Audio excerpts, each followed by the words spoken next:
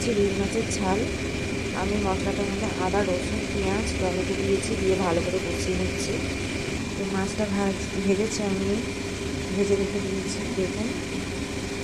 এবার আমি দিচ্ছি হলুদ গুঁড়ো, জিরে গুঁড়ো, ধনে গুঁড়ো, জিরে গুঁড়ো, দিচ্ছি নুন।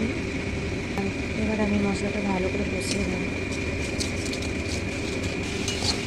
দেখুন মশলাটা আমি খুব সুন্দর করে কষিয়ে নিয়েছি।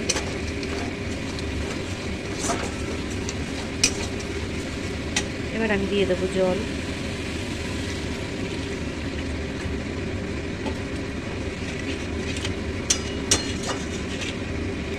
এবার আমি একটু ঢাকা দিয়ে রেখে দেবো।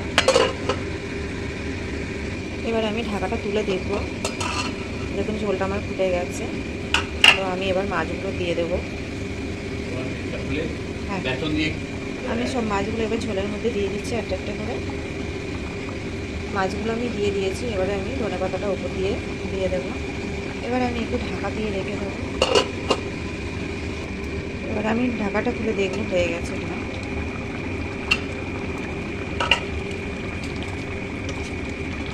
তরকারিটা আমার হয়ে গেছে। এবারে আমি নামিয়ে নেব। আমি সবসময়ের জন্য এই গরম মশলাটা ব্যবহার করি। এবার আমি একটু দিয়ে দেবো গরম মশলা।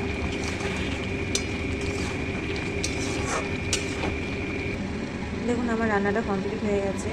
তো এইভাবে আপনারা বানিয়ে নেবেন, খুব সুন্দর হয়, খুব টেস্টি হয়।